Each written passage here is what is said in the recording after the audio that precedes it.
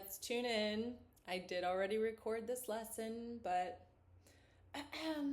we're going to stay positive. This is pineapple skin tea. Highly recommend with cinnamon.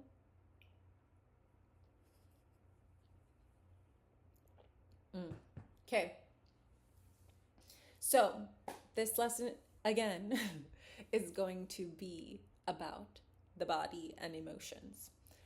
So, when I first started doing this work, again, the mental processing is very important, choosing our thoughts, and even looking at that unconscious portion of our brain, choosing new beliefs, new patterns, all of these things. But after I was doing all of the mental work, I returned back to the world and trying to implement those lessons. But the point is that when your body is stimulated, it goes into fight, flight, freeze, or fawn. And think about the purpose that the body needs to do those types of things is because it's in danger. So imagine your body thinking you're in danger when you're just like having a conversation with somebody. And now you're responding in a way that's survival, like you're in a jungle running away from an animal. Is flight or freeze. It's funny in retrospect, right? And this is the reason you need to regulate your nervous system. Not only so that you have tools when your emotions are actually heightened, yeah, but also to dysregulate, re-regulate all of the stuff that's already happened to you. Because emotions are, quote unquote, stored in your body. So, I'm giving you a little bit of homework for this lesson. I'm so sorry. But research different ways to regulate your nervous system. Some of these things include breath work, yoga, frequency music, right? There's different ways to do this. You look at the list and you choose which ones work for you. Now, don't have your unbiased filter on. Try new things. Adopt one at a time.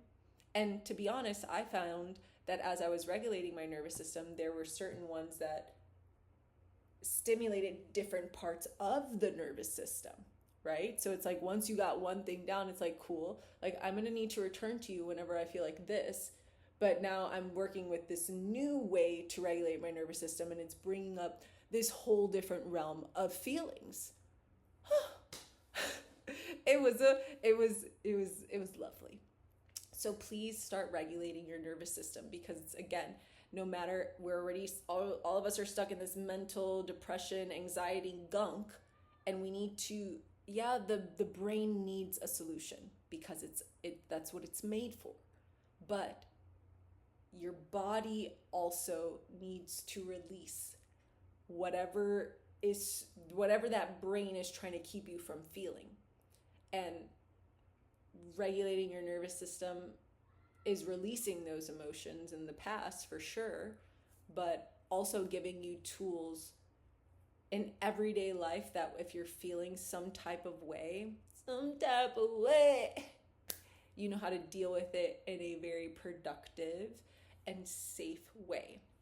To be honest, this is the reason why I'm not just coming out and releasing my app today, because I can help you get into your noggin and those past emotions, hopefully, right? I'm trying to do that for you. But if your body is not prepared for that, the whole reason that memories and fears and values and all of those things are stored in your subconscious is because your conscious brain can't handle it. It cannot handle that information yet, so it's shielding you from it. You need to teach your brain to handle these emotions, your body to handle these emotions in a better way. And we have to do that slowly. So please go learn how to deal with your nervous system. It's extremely important, and your whole world is going to change because of it. Okay.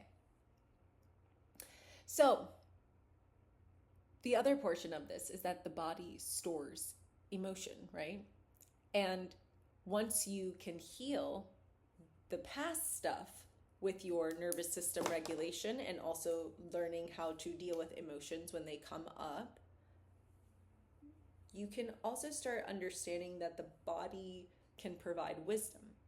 So again, sometimes your body will start alarming you to somebody, but if you've had a bunch of trauma and have no idea what regulating your nervous system really feels like, your body can be giving you a clue that something is unsafe because of what somebody said. Like imagine like just being in a conversation with somebody that's not trying to hurt you, but they say something that reminds you of a situation that did.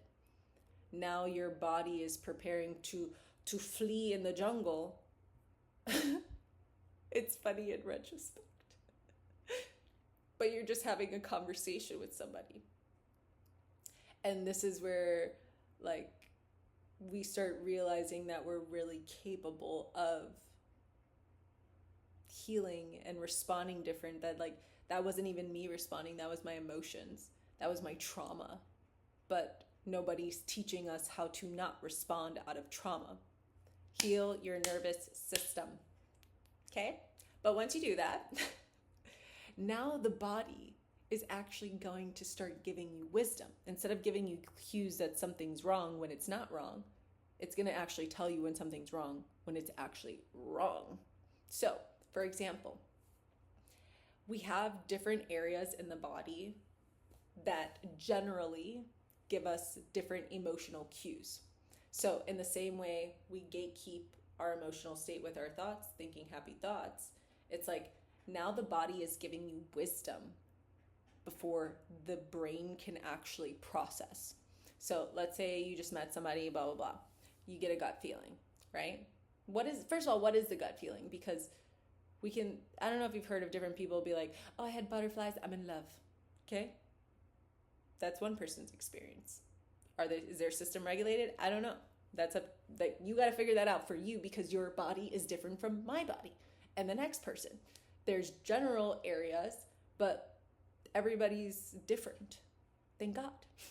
So, but there's another person that may having a gut feeling and be like, right? It's different depending. So, the general emotions associated with the gut are anxiety, fear, and insecurity. Having that gut feeling can sometimes mean that like I'm not safe right now. I don't feel good. This person isn't good for me. Whether I have the logical proof or not, right? And this is the body-based intuition out of our list of different ways to process emotions or process thoughts. And it's like, we can't be using body wisdom if our whole nervous system is messed up and we're dealing out of trauma, this, that, and the other. But the more we meditate, the more we breathe, the more we do this, the more we are in tune with our own body and the way that it communicates what is happening,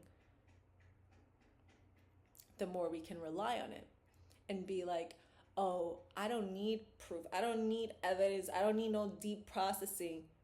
Because my body just told me I'm not safe around you. I just got that gut feeling. It's communicating on a cellular level to me that I don't need to mentally process. But the thing about the mental processing is that once you start really understanding your intuition, whether you understand it or not, it's like if you don't listen to your body, remember after it's healed, because sometimes it'll lead you astray when you're perfectly fine if you haven't healed. Anyway, I'm going to stop saying that. But the point is like, if you're in a situation where it's like your body just told you you're not safe and you don't listen to that, it's like, oh, it's like life, God, your whatever, the universe being like, oh, you want proof? You want a lesson? You want an evidence? You want a scar? You want you want me to show you that I just told you what I just told you? It's kind of like your parents like telling you not to go out or something, and then it's like you do anyway, and it's like then shit just went terrible. It's like you don't need the lesson. You don't have to give people the benefit of the doubt. And I know that kind of sucks, especially when like, you deserve it, but like when it comes to protecting yourself and trusting yourself, believe that. Believe it. Okay, another example. The last example I'll give you because we want good learners here that take the initiative to also do this work themselves or download my app.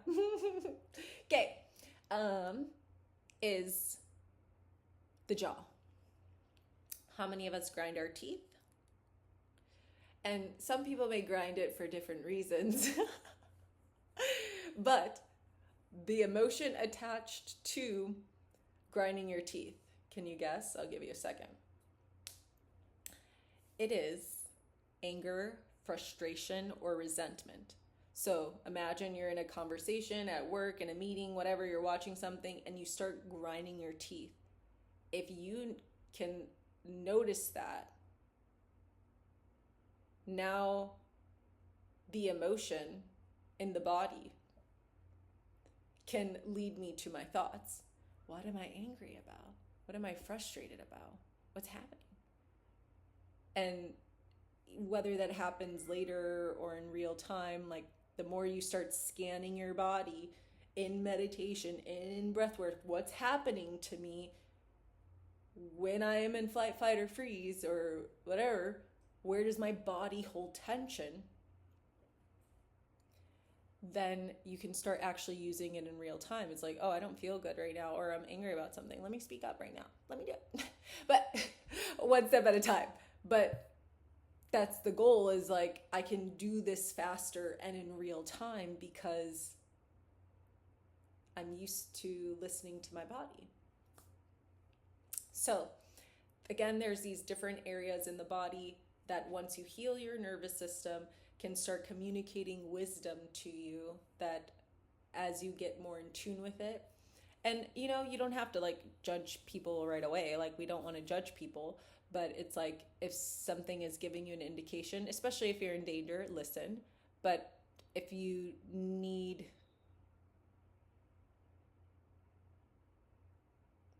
another sign, like, do it over the phone. Keep a log of it so that you can't gaslight yourself into being like, I haven't felt this way before, right? Like, sometimes we're so used to dismissing our own self and our own wisdom and our own thoughts that, anyway, the point is that start listening to the body. There's different places that the body holds emotion. You can do that research and also start meditating to realize where you hold tension, where you hold emotion. And then once you heal your nervous system, you can start being like, oh, I'm tapped in. I already know I'm not safe around you. I'm good. I'll see you later. And you stop wasting so much time dealing with fooligans. Yeah? But wrapping that whole thing up is that the body communicates before the mind creates meaning to it. You don't always need meaning. That's intuition. Okay? Now, the last concept that I would like to talk about very quickly is something called functional freeze. What is functional freeze? It is a state where a person is mentally or emotionally shut down, but is still able to carry out basic tasks and responsibilities. I would argue that many of us are actually in functional freeze right now. We're able to go to work, do the dishes, take care of the kids, all of the things that life is telling us are more important than you. How can that be more important than me? Like, come on. That sounds crazy. But you're mentally and emotionally shut down. I had a coworker once take off days when he didn't feel mentally good. And he told me that. He's like, a sick day isn't just like your body being physically sick, but sometimes it's your mind. Sometimes it's your emotions. And taking a day to be able to process that is very important. And as a perfect attendance lady, I shouldn't be laughing, but as somebody that has had perfect attendance almost all of my life and struggled taking days off of work because it's like, oh, I'm going to have more work when I come back. It's like, no. Einstein or somebody, I don't know who it was, said that they got their actual best breakthroughs when they were in a state of flow, not in the actual process of trying to find the solution. Giving your brain time to rest and your body time to rest is actually when you receive what's needed, because anything, like the law of attraction, right? Anything you want too badly actually repels from you. And anything that like you let go of will actually come back. So it's like giving your brain and your body time to actually think. I think so. Yes. So if you're going through the motions on the outside but feeling numb, stuck, or disconnected on the inside, you're probably in a state of functional freeze. And the last thing I'll say is that I remember the last therapist that I had telling me she would actually implement grounding techniques inside the therapy. And I think that was the first time I really actually experienced that in therapy, if I'm not mistaken.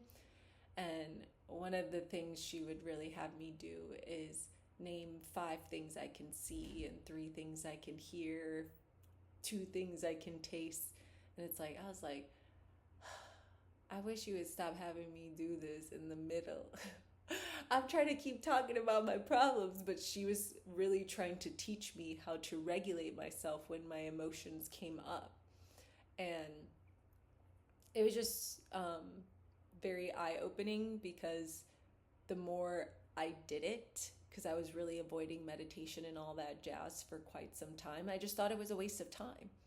But again, that flow state, that getting in tune with your body, that giving your time, you're giving time for rest, and even meditation is about like letting go of the thoughts, and sometimes not even having a thought, having your thoughts focus on your body, like learning how to control this tool, how to turn it off, how to do something with it.